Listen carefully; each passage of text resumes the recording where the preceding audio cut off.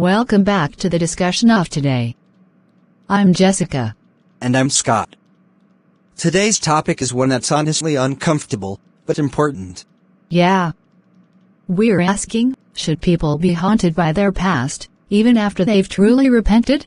And we're focusing specifically on people who've done serious harm, what many would call evil actions. So if someone like that changes, really changes, do they deserve peace? Or should their past follow them forever? Let's start by unpacking what we mean by haunted. Right. Because that can mean different things. Internally, it could be guilt, regret, or memories that don't go away. And externally, it could mean society never letting you forget, always being judged for what you did.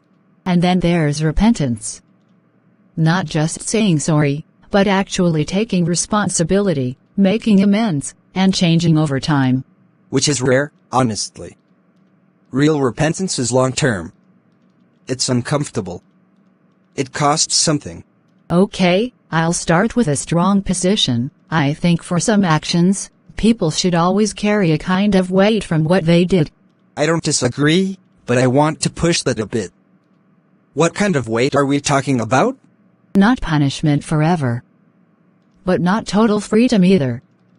Like, you don't get to just reset your life as if nothing happened.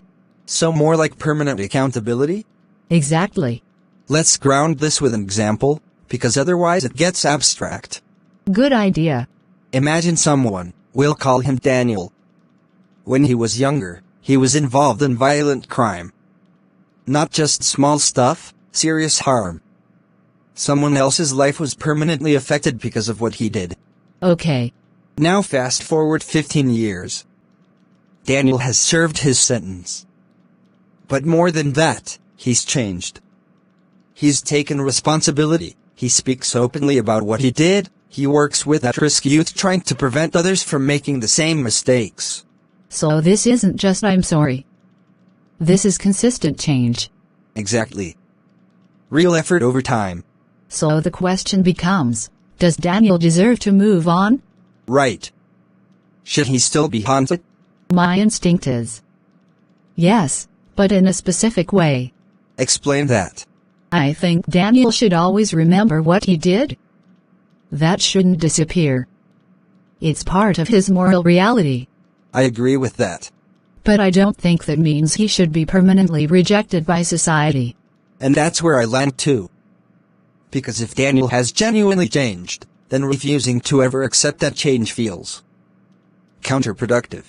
But here's where it gets complicated. What about the victim? Yeah. Let's say the person Daniel harmed is still struggling. Still dealing with the consequences.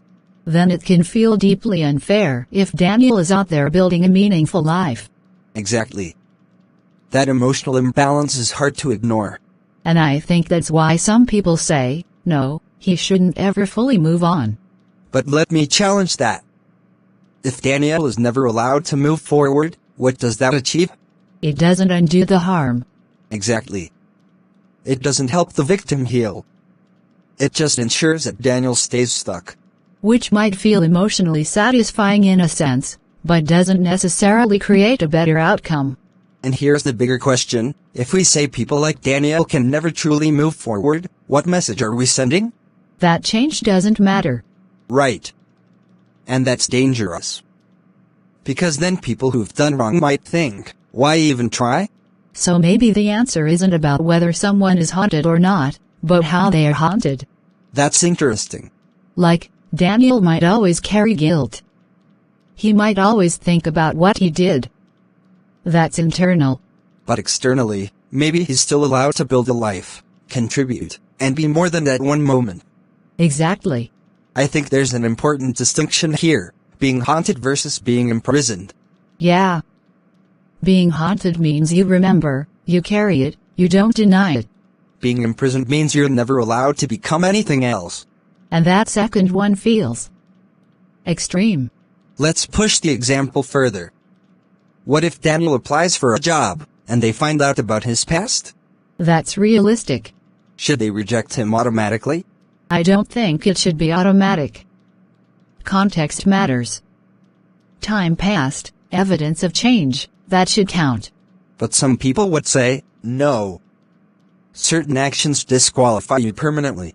And that's where society has to decide what it believes in, punishment only, or the possibility of reintegration. There's also a safety question. Yeah. If Daniel has genuinely changed, then allowing him to reintegrate might actually make society safer. Because he's contributing positively instead of being pushed to the margins. Exactly. Let me ask you this, do you think someone can ever fully forgive themselves? That's tough. Honestly. I don't know if they should fully. Really? I think a certain level of self-awareness, maybe even discomfort, is part of staying accountable. So not self-hatred, but not total peace either? Yeah. More like living with the truth. That actually makes sense. Because if Daniel completely forgets or minimizes what he did, that's not real growth. Right. But if he's crushed by it forever, that's not productive either. So we're back to this middle ground again. Yeah, where both things are true at the same time. The harm matters. And the change matters too. I think people struggle with this because it's emotionally uncomfortable. Yeah. We like clear categories, good people, bad people. But reality doesn't work like that. People can do terrible things. And still change. And that's hard to accept. So coming back to the original question, should people be haunted by their past? I'd say yes, but not in a way that traps them forever. Same. Haunted as in aware, accountable, changed. Not haunted as in permanently condemned with no path forward. And the example of Daniel shows how complicated this really is. Because there's no perfect resolution. The harm doesn't disappear.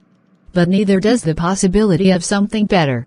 So maybe the real question is this, can someone carry their past honestly, without being destroyed by it, and still build something good? And can we, as a society, recognize that effort, without forgetting what happened? Thanks for listening.